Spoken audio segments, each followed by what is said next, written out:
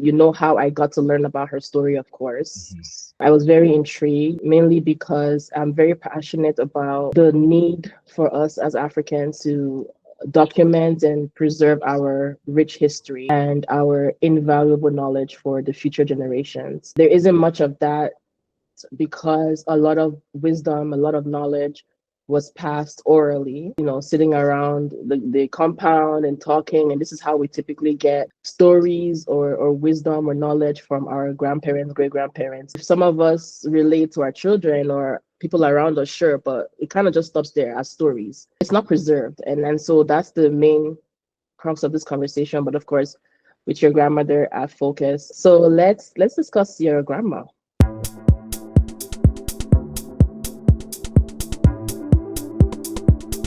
Thanks for joining me today. Thank you for having me. And I really like what you're doing here. My brother lives about an hour away from me. This is Okay. something that we've talked about. So much knowledge has been lost because of this grill culture that we have Right. when a story passes from mouth to mouth. And you know how it is when it's just story being told mouth to mouth. Some people are gonna hear it wrong. They will tell the story to the next person wrong, and then Mm, new type of story start forming up, and then the real story get lost in there somewhere. yeah. And that actually really happened with the slavery and the slave trade, because Right. most of the stories that we have were written by the slavers. Right. So how could we trust what they're telling us? How it started, what our people did, how we were selling all these people to. I mean, come on. My grandma, her name was Miriam, and she learned all the things she learned about herbs and using God creation to do what she did. She learned from her mother. I never met her. She died about 4 years before I was Okay. born. But my mom had plethora of stories. She always made sure to tell us about, both our grandparents, what they were like, how she grew up. She was mostly raised by her older sisters because my grandma was always busy, attending to people, because she was a true herbalist. She was community midwife. She did that. She did the in Yoruba we called it baby. That means to deliver a baby. My grandma, she was not illiterate, completely illiterate. She Okay. could she could read and write in Yoruba, but she could Okay. not read and write in English. She was literate in her community because she was able to write things down, to communicate, to write Uh-huh. letters, to teach, but it was just not in the white man's language. And she was like the community type native doctor slash midwife slash storyteller slash everything. She was like the mother of the community, basically.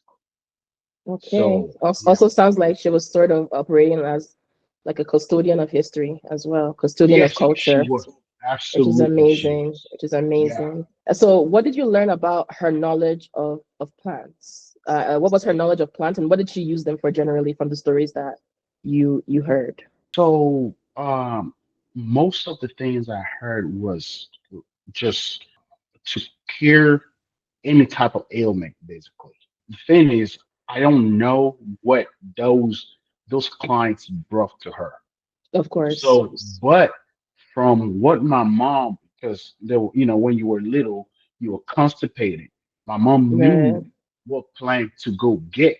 And then my mom used to squeeze those plants and squeeze the juice out of the plant, had a little water. She'd go into the backyard, grab some plants, had some water, squeeze the juice out of it, strain it, and then give us to drink. And the next 30 minutes to an hour, you're able to go to the bathroom. My mom has been doing little things about constipation, about malaria. There's this herb. I'm still trying to find the English name for it or the botanical name. I still don't know it. What is the In Yoruba Yoruba, name? it's called Oruwo. Orua. Oruwo. And I'm telling you, I don't know if you were familiar about this medicine that we normally use in Nigeria for malaria, What's it called? chloroquine. Yeah, I do. Oh my God. Oh, Yeah. horror stories. Horror Yes. stories. Chloroquine. No. It's bitter.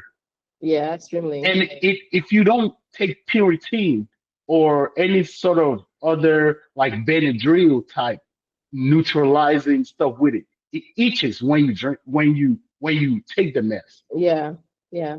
So I'm telling you, the first time ever, not everybody has the same reaction to the medicine, but most people that Okay. has a reaction to it is the same reaction. This leaf does the same thing. This herb does the same thing.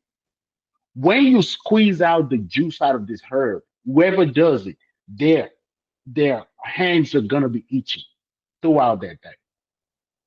And Wow. whoever takes it, their body will be itching.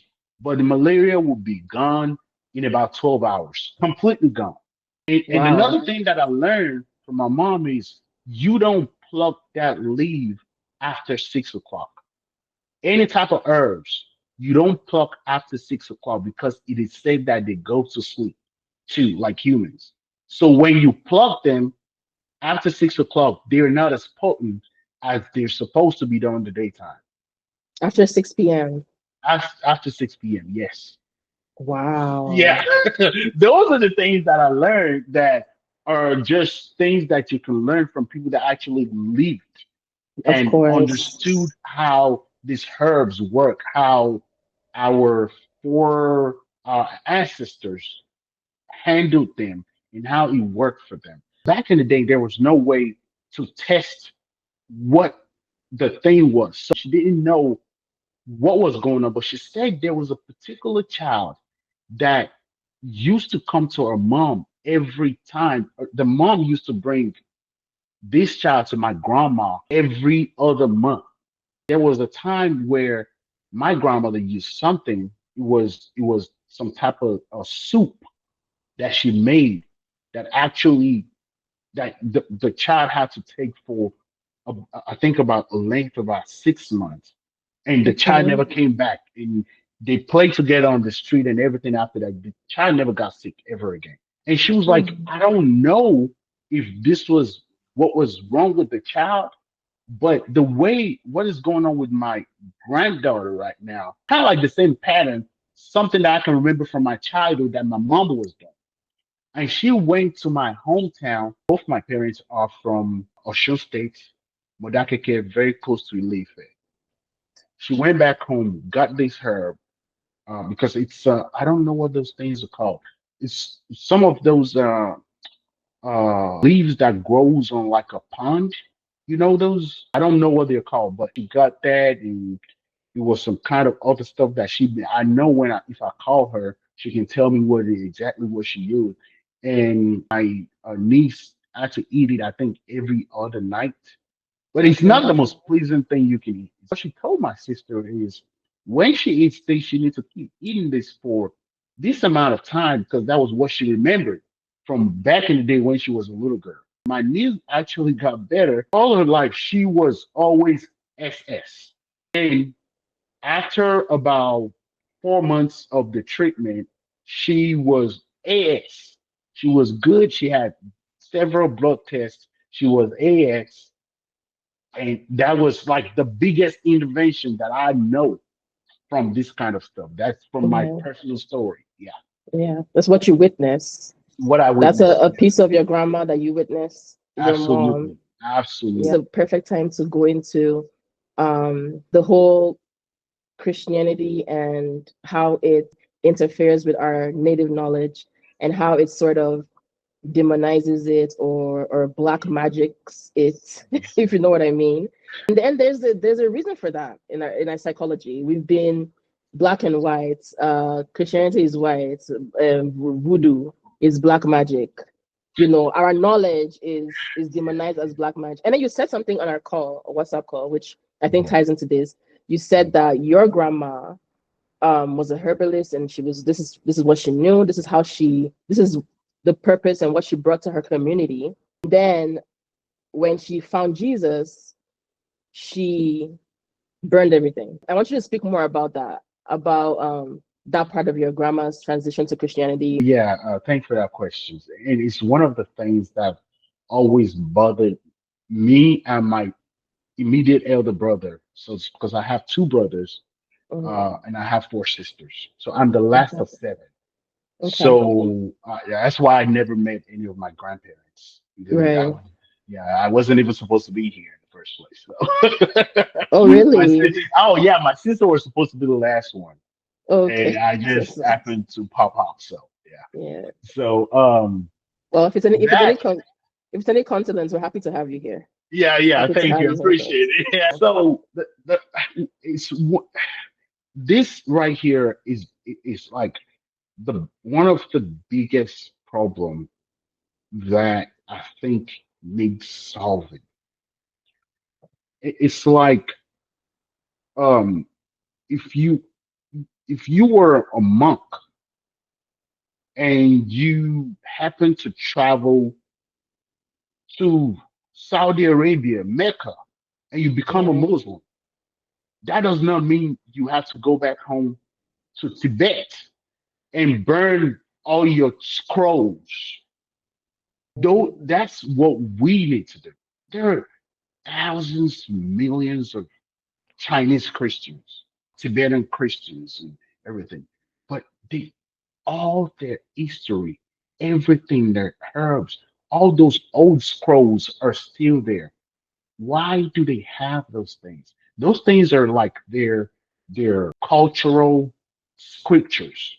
Right. It's not religious, but it's cultural scriptures carry so much history, so much culture, and so much healing power that they always go back to.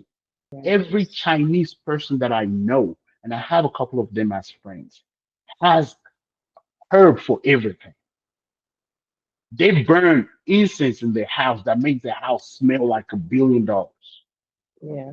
They have something to fight off like spirits and whatever it is. If you want to get a little bit superstitious, and they still going to church on Sunday, Hmm. but they maintain those little things. But one of the craziest things with us in Africa, and I know you know this, Yeah. when something crosses the ocean and come to us, oh, we throw everything out the window and we just hug the new thing.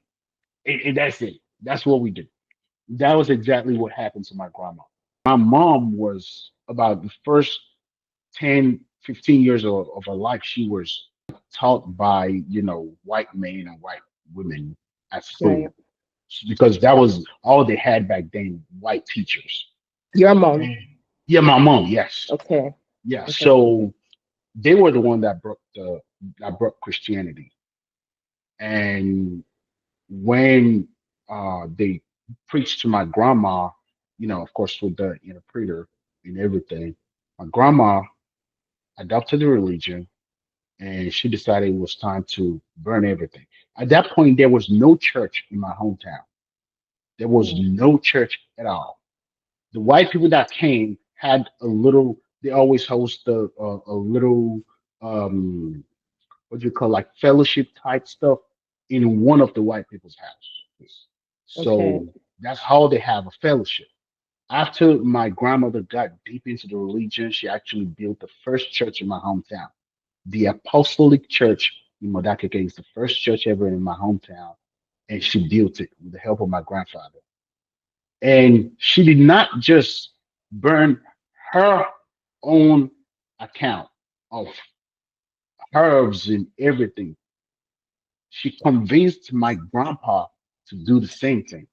Because, like I said, my grandpa, my maternal grandpa, he fought in the Second World War, came back, got education, and became the principal. But he was also a hunter.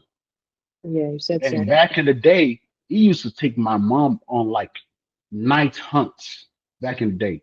My mom could vividly remember that sometimes when they were like in a tree together or on whatever together, just waiting and trying to shoot whatever animal they're trying to hunt, my dad would leave her, and before he leaves, he will grab whatever leaves. She don't know, she doesn't remember, and get the juice out of the leaves and rub it over her body, Mm. and nothing would happen to her until my grandpa returned.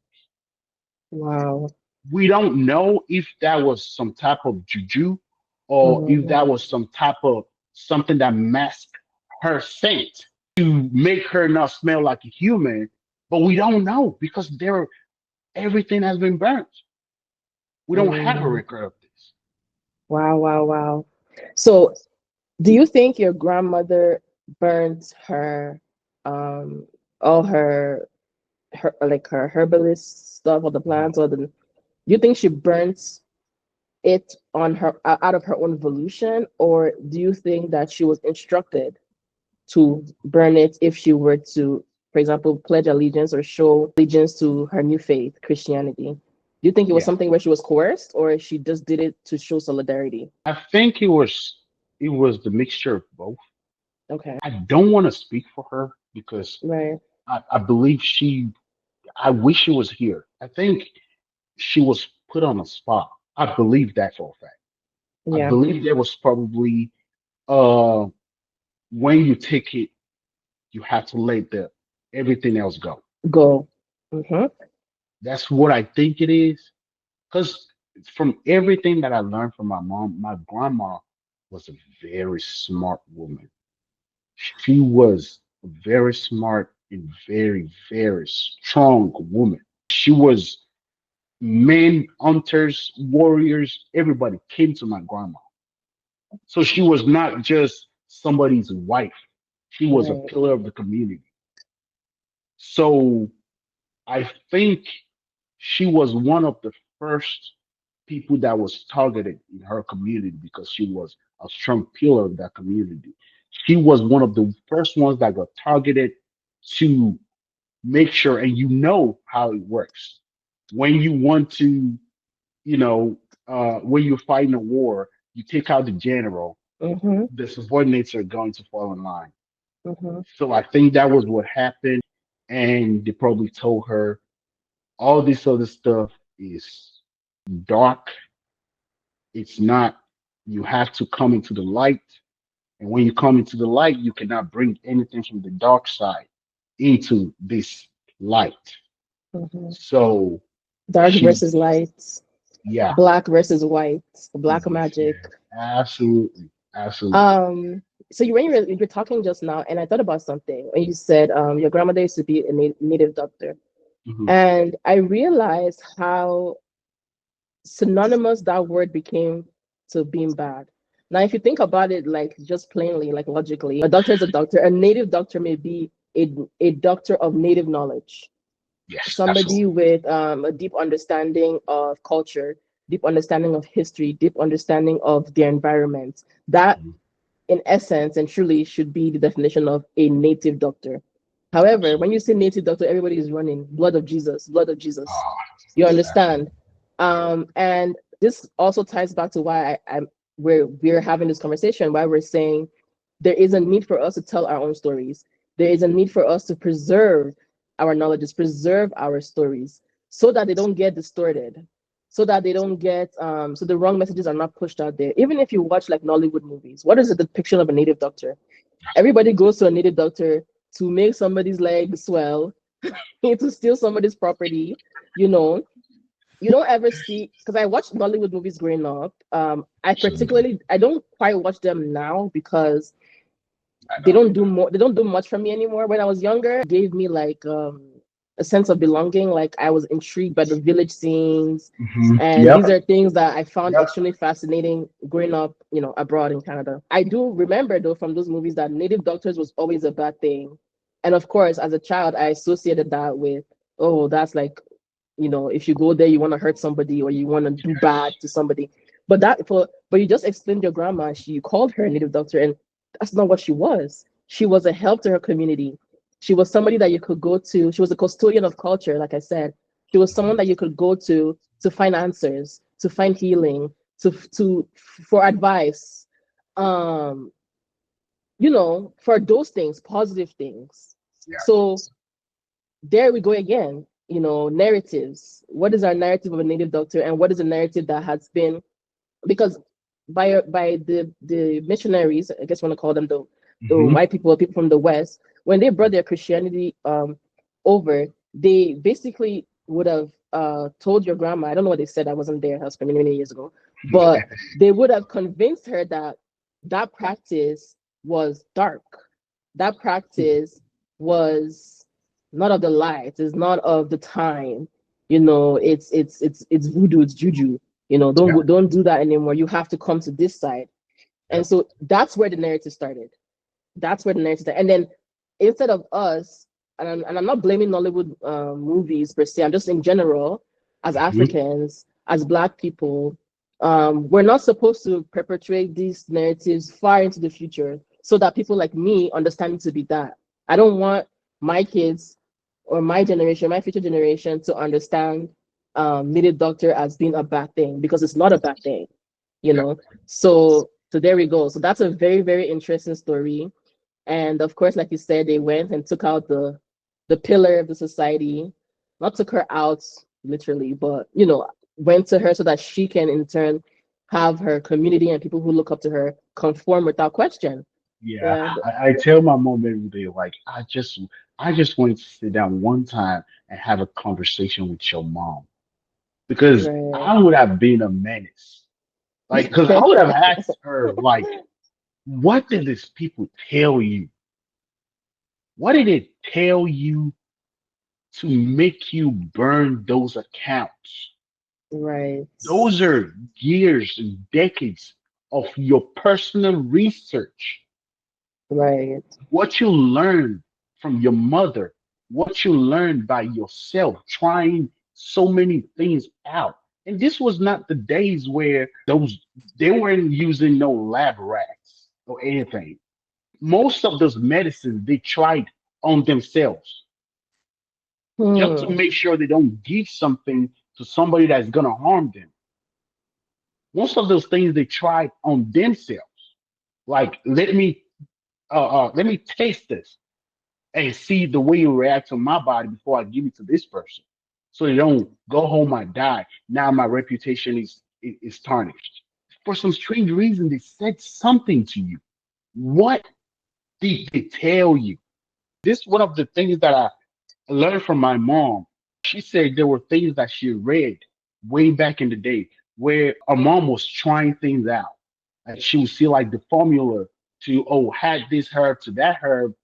It works for blah, blah, blah, blah, blah, blah. Or say, oh, it works for this, but I'm still trying to see if it's working for this. So it was a whole research. She had, it was not a Western library, but she had Hmm. books and books of an accounts. That's what my mom called them, accounts.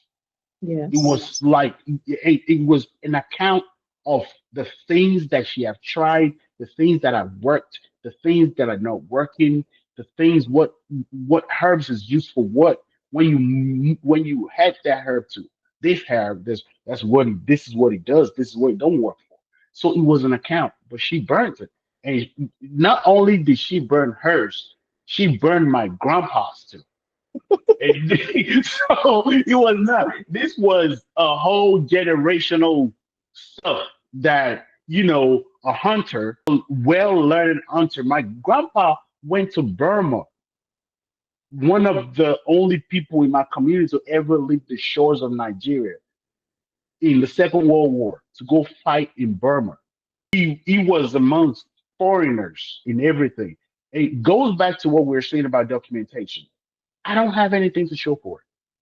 We don't have any memorabilia. We don't have the uniform. We don't have the patches on the uniform. We don't have the day guns. We don't have the whatever gun they shot back then. We don't have the bayonet. We don't have anything. We don't have a record. Right. Just have the story. We just have the stories. And that's why I said the griot, the storyteller culture needs to end. When a griot, a storyteller dies, it's like a whole library was burnt down. Yep. That's what it is. Yep. We need to start writing, Yep. extensive writing. We need to start documentation. That's Yeah. what it We need to start our own archive. archive. Yes, ma'am. Yeah. That's the word. Yeah. Very, very powerful stories that you have. At least you have them. Yeah. So at least you have them. So that's not, it's not, all is not lost. All is not Lost. lost. Yeah. It wasn't Yeah. documented, and we're learning. We are learning to do that, and we will. We will start Absolutely. doing that. We will accomplish that. But at least we have the stories. Unfortunately, they could not wipe away our stories too. No. So that's a good thing. I was even gonna say, like, the entire story you told about your grandparents is sort of like a tangible, like it. You know when people say, "Oh, Christianity came and wiped out our culture," and it just sounds like a thing. It just sounds Yeah. so abstract. Abstract. But Oh, yeah. yeah, but what your story that you just told gives it concrete meaning. It symbolizes that. Like, look what happened. Look at these Yep. people. Look at the knowledge they had, and then they found Yep. they got introduced to Christianity, and they burned all that generational knowledge down to follow this new path that is Yep. not native to them, that is foreign to them. I like the way you sort of talked about your Chinese friends and colleagues, and how, even though I'm sure the same thing was done, because this Yeah. colonization was worldwide, if you think about Yep. it, I'm sure that sort of happened to where, okay, this is the new way, this is the way. Yeah, some of them ported, you know, but they left that traditional knowledge intact. They trusted it, they left it intact. So I think that is a very, very good example of what we're talking about, where we shouldn't abandon our own. We shouldn't abandon what's familiar to us, what we know to be true to us, and then to accept something and then totally start thinking of ours and it's not only your grandma, it's till Oh, today, many other Africans, many other Nigerians who, once you start mentioning, oh, this is Herbal, I beg, just go to the, okay, it's interesting. It's interesting, but absolutely. it's learned over Yep. time. Psychology. Like Christianity enters English. You know, Yeah. Christianity and English were perfect tools to take over the mind and colonize the mindsets of generations to come. Because Yep. you come in Christianity, native knowledge, native spirituality, all that stuff dies with it. You come with English. All of a sudden, we're using these words that you said many times during this talk. You said many times, "Oh, I know the Yoruba word for it, but I can't put it in English." That's because Yeah. it's not supposed to be in English. There is no meaning for it in English because English is not ours. So these are the conversations, and I'm so happy that we're starting to have them. Just like there's me and you, there's thousands, millions of us. Absolutely. So the whole point is for us to find ourselves, first of all, in this big world, even if just virtually to start, and then Yep. start talking about these things. And not only talking, but start taking action to repair these things, because these are some of the things that have divided us. Oh, If you think about it, so these are the conversations that matter. I think about the power of diaspora a lot. I got a really inside look at it when they had this whole election stuff in Nigeria in 2022, 2023. I was very, very involved, very more than I should have maybe, but I was very, very involved in the whole obedient movement thing. yes. And I saw the power of the diaspora. If we bring this energy, these mindsets, this vast knowledge, this vast discipline, everybody's in different things. Bring all this knowledge together and we say, forget money. Let's use money to buy materials. But Yes. let's build what we want to see. Let's start that archive. Let's start telling the stories. Let's do this, let's do that. We can. It's very easy, but Absolutely. we just need to come together. And I'm talking about all Africans now, including African Americans, anybody who identifies with Africa and being African and our movement, come together. Even others that are non-black are very welcome, because there's Yeah. natives, there's aboriginals, they've been displaced Yeah. heavily. Absolutely. There's many of us out there, come together and like find ourselves again and repair what's been damaged over. It's not gonna be a 1 day job or a 1 year job, but if we stay steadfast, we can start to feel like ourselves again and not be so far removed from who we are. You want to say Oh, can you something? hear me? Okay, yeah, I Yeah. wanted to say something. So I wanted to touch it on about two things that you touched on. Okay. You were talking about how we can come together and start to go back to our roots and how Yeah. we can, what is from our history and how we can make things better. One of the things that boils my blood is seeing architects, especially young architects in Nigeria, actually design these ultra modern designs, like ultra modern. They call it like contemporary, and it's like the same thing. Mm, You could literally look at three, four, five young architects in Nigeria, and you would think only one person did all their designs. I don't know if you were into like Lagos real estate. The real yeah. estates in Lagos right now, it's like the same thing. This is not. It's not even. It doesn't even go with the landscape of the country. The architecture in every other country taps from the native architecture. It's like architecture is like a storytelling tool. Is to add the past to the present to make a future. That's what it is. And you bring in this brand new thing that looks a total mess in our landscape, and everybody's just slapping it down. Boom, boom, boom, boom. It makes no sense. It does not tell our stories. What do you think your grandmother's connection to nature and traditional healing meant to her personally? I don't know if you would know that since you never met her, but did you get from your mom or people that knew your grandmother what her connection to nature, like what it meant to her personally? Do you have any knowledge of that?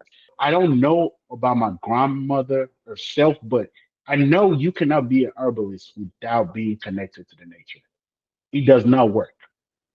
There has to be a Absolutely. strong connection to the Mother Earth itself before whatever you do can work, even. This is not even a type of superstition or anything. There has to be a deep rooted feeling, deep rooted belief Mm-hmm. in the produce that is coming from the earth to work for Right. you. That's what, and you touched about. Oh, you touched on that earlier and say, oh, you got to believe it. Yeah, you have to believe it. So there Right. always has to be a connection. So I believe she must have had some type of connection with nature to Right. be as successful as she was back Right. And also the impact of your grandmother's knowledge obviously did live through generations because she was able to transfer knowledge to your mom, albeit I know your mom didn't get to read what her mom wrote, but she got to remember. And with kids, they watch what you're doing and they just remember things that you did. So I think that in a way and in a good way, her knowledge did leave a lasting impact on her generations, obviously, because you are here speaking about it. But do you yourself, I know you talked about, I'm going to probably kill this word, Oruwo, then. Oruwa. Yeah. Okay. I know you know about Oruwa, but do you know about the names of any other plants? Do you remember from growing up with your Uh, mom? there is one. I know you know. Ephraim. Ephraim is the what we call Saint leaf. Okay. You know that is. I think we call it mint here. Mints. The mint Okay. leaf. Yeah. So that and agerine. There's one they call agerine. Agerine. That's Ejinrin. Agerine. Okay. That one is that's the one you use for like constipation. And if it's what do we call it? What we say, oh, you ate too much sugar and you need to drink some herbs. I don't know if you remember back in the day when you drink a bottle of Coke. Back in the day, when you drink a bottle of Coke, Yeah. or there's a party, you drink a bottle of Coke.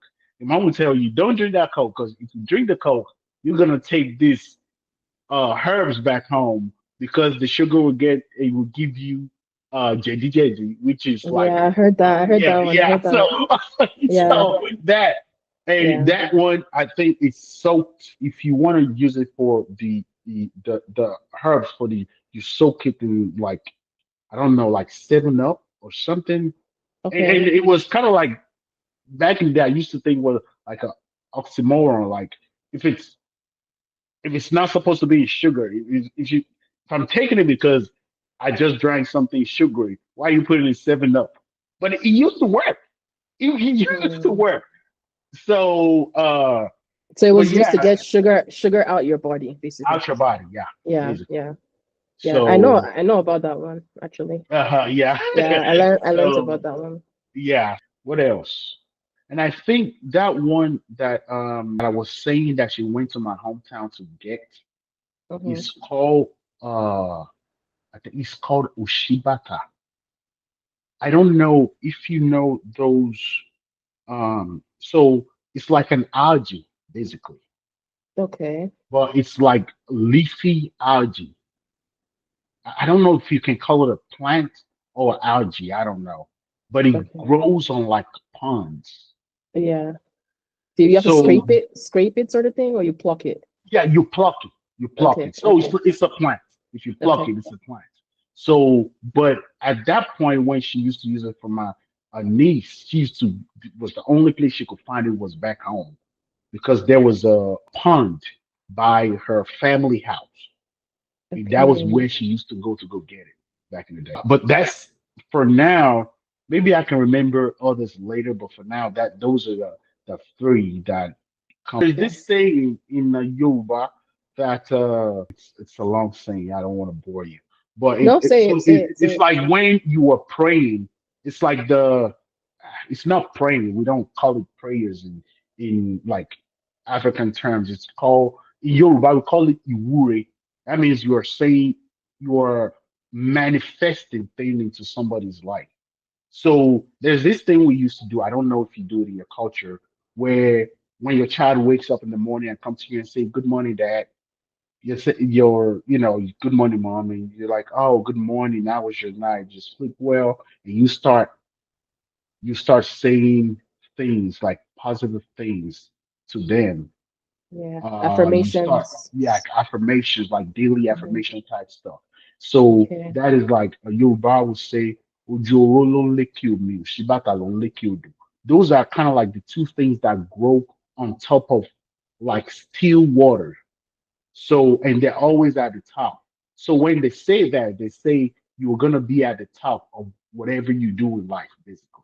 So it's So a you're gonna metaphor. yeah, it's a metaphor, basically. Yeah. Wow. So Wow. one of those things is what she used Then in that the instance. Yeah. that also makes me think about now, like, oh, there's so many things we need to do, but that also makes me think about how we need to preserve nature, okay? Because Absolutely.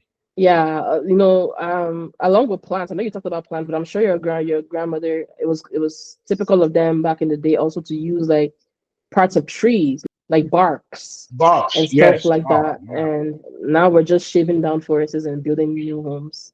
Oh my God, there's so much to do, and it's not only in Africa; it's everywhere. I think Yeah, also, it's everywhere. Yeah. yeah. Also, another thing, if you notice that, since you're interested in Afro Nigeria, another thing I try to do is also, even though I'm African, and of course I want the betterment of Africa, and I want Africa to take her rightful place in the world, which is as queen. Yeah, absolutely. Um, I also want to structure my messaging in a way that's all encompassing for like humanity and all of us, because it will take all of us. Because a lot of these things are not just um what's the word I'm looking for? Are not just for Africa alone. For Hmm. example, preserving nature is a worldwide discussion. You know, it's necessary. We need to live with nature and not destroy nature to live. It's crucial for us as Africans to take the lead in documenting our own stories. Why is that important? obviously for narrative shaping. We need to be the Versus ones that tell our stories in our own way.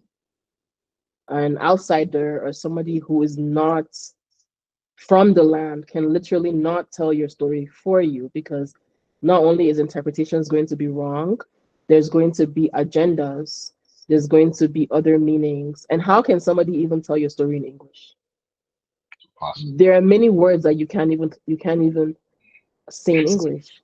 Little things like that. How can some people who don't even speak our language be able to tell our story? So there is a crucial, I would say, actually, is a vital need for us to take the lead in documenting our experiences, documenting our stories, so that future generations are not even more lost than some of us are today. A lot of us are pretty lost. Some of us will remain lost until we exit the earth.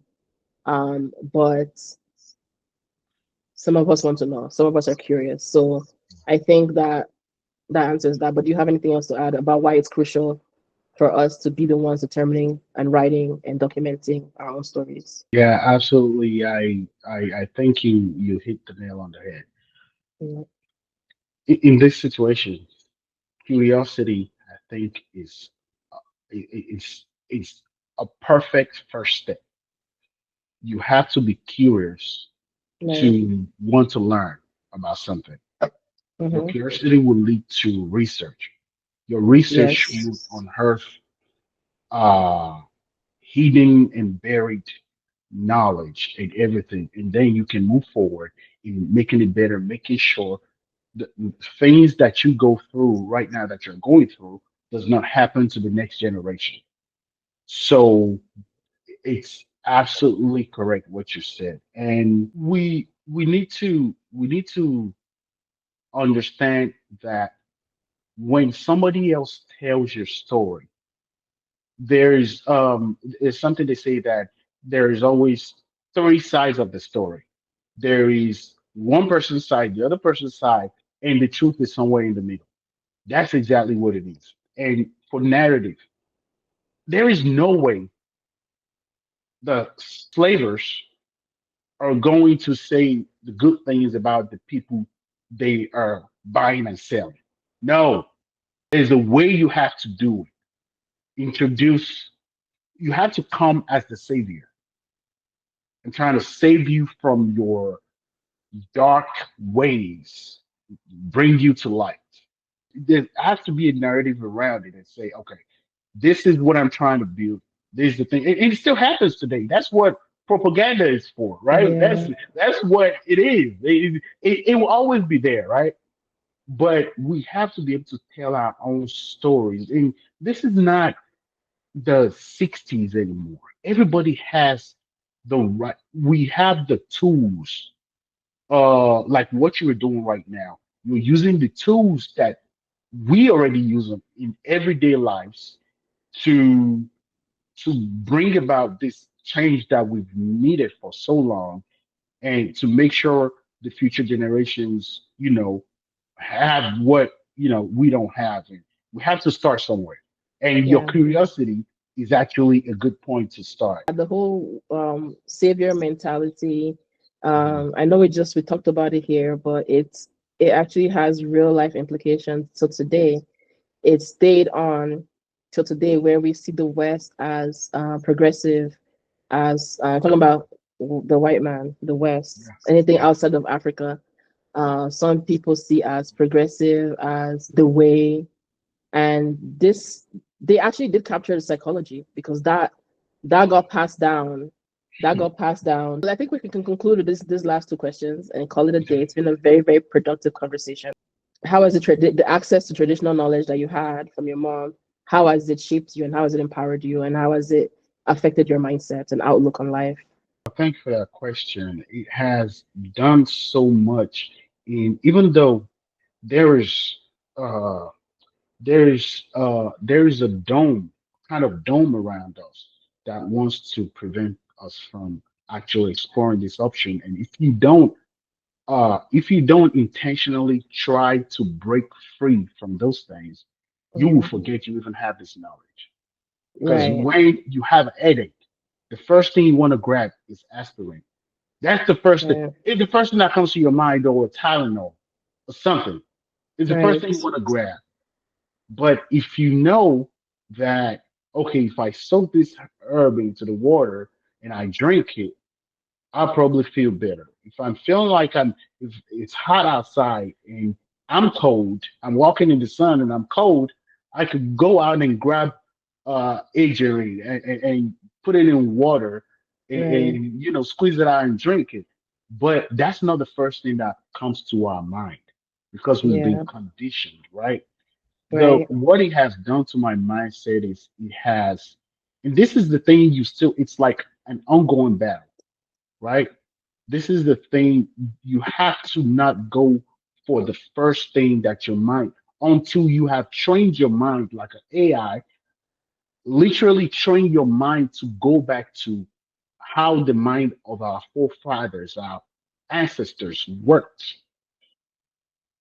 so that when your kids grow up or when you get a little bit older, the first thing that your mind goes to is not to grab the nearest bottle of the strongest Western medication close to you. You can actually Hmm. explore the herbs and everything else that you have around you.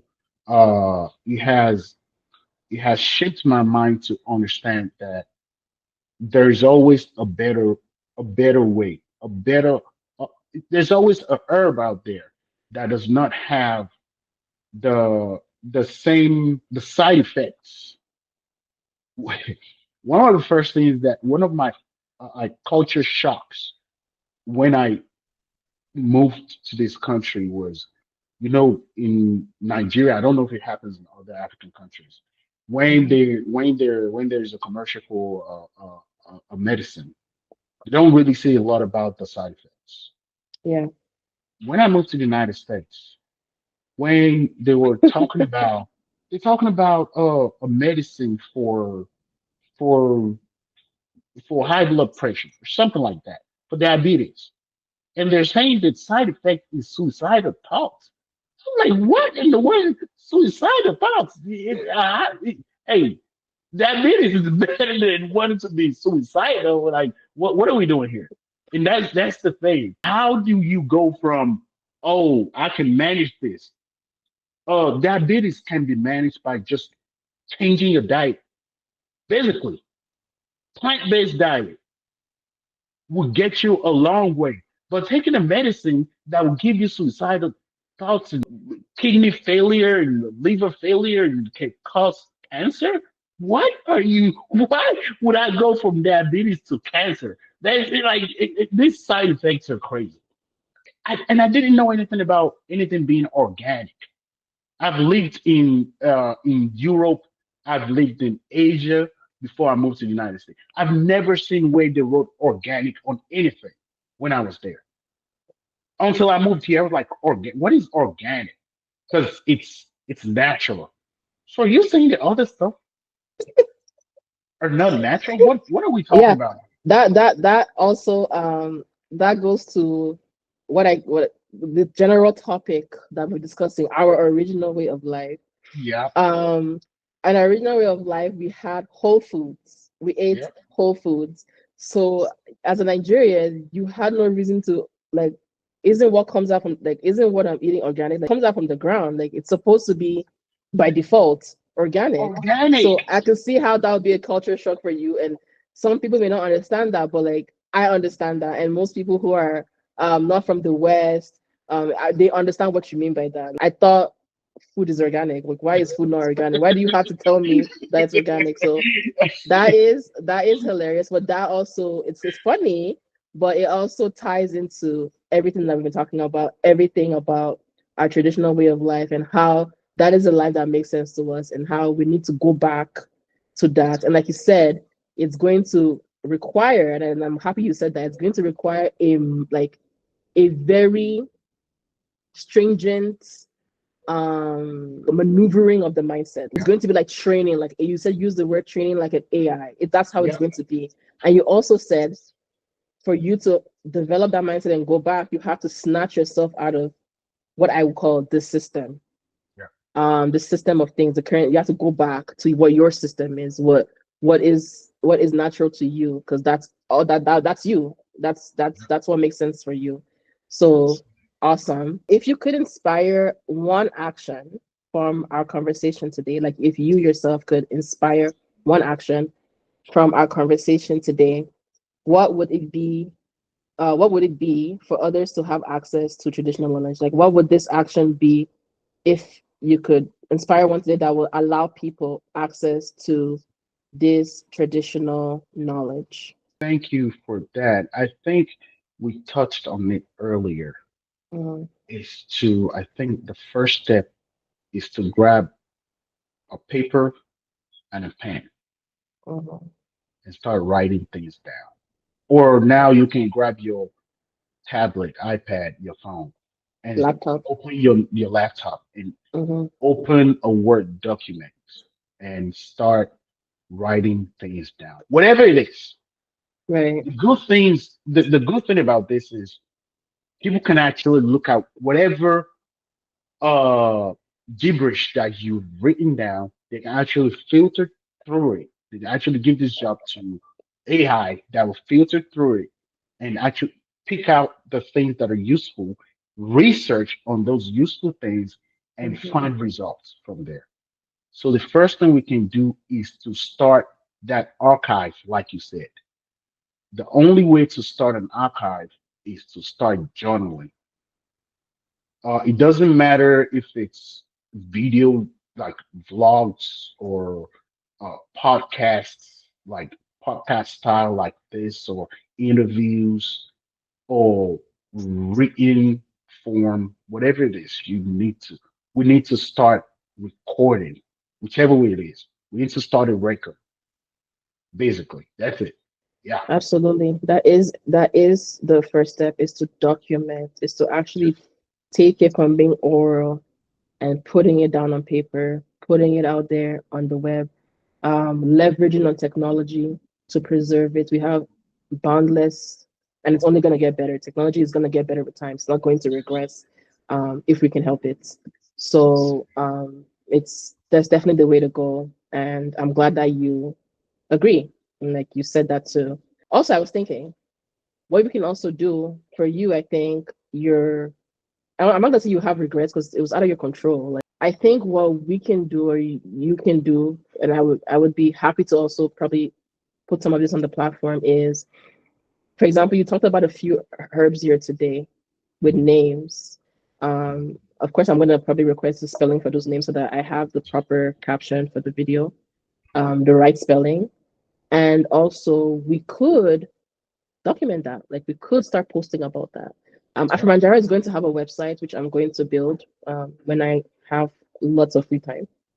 But I would like to start some kind of plant archive where it's like, oh, I would do a lot of research on every single plant you mentioned. I'm going to do that research. I'm going to see where it can be found in Africa. Maybe we should encourage planting more of that. Maybe we should have a friggin' herbal garden. Maybe we can sponsor something like that Yeah. in different parts of Africa. Yep. Um, these are tangible actions, require knowledge, resource like coming from you, and also maybe a bit of, but we can expand it. They can start from just documenting it online. Somebody can sponsor it, want to do it in their own, as long as the information is put out there. Another action that you could take personally on your own volition is to talk to your mom, have a long conversation with your mom, see what she can remember, see how many other plants she can name.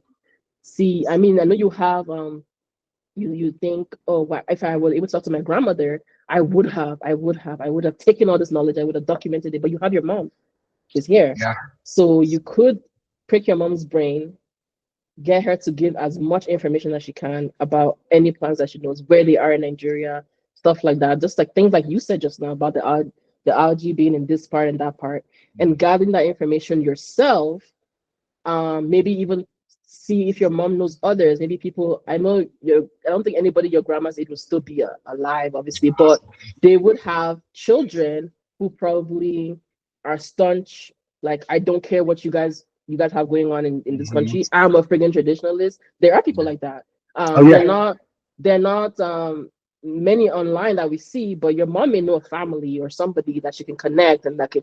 We need to collect this information now that we've talked. We need to take a next step, and that's part of what Afmanjaro is going to do. We're going to talk and do, right? We're going to talk, and then we're going to see what actions we can practically take and do that and start it and then grow it. But I'm telling you, there's going to be ample of other people that will be like, I'm trying to grow this with you. I want to put my resources, whatever they are. Knowledge is a resource. Um, we have plant people that plant. We have people that can get the seeds. Like we're going to figure it out. But I think that and documenting are practical, actionable steps that we can take to push this forward. Yes, I wanted to Okay. mention something about what you just said. Okay. My brother got to Nigeria yesterday.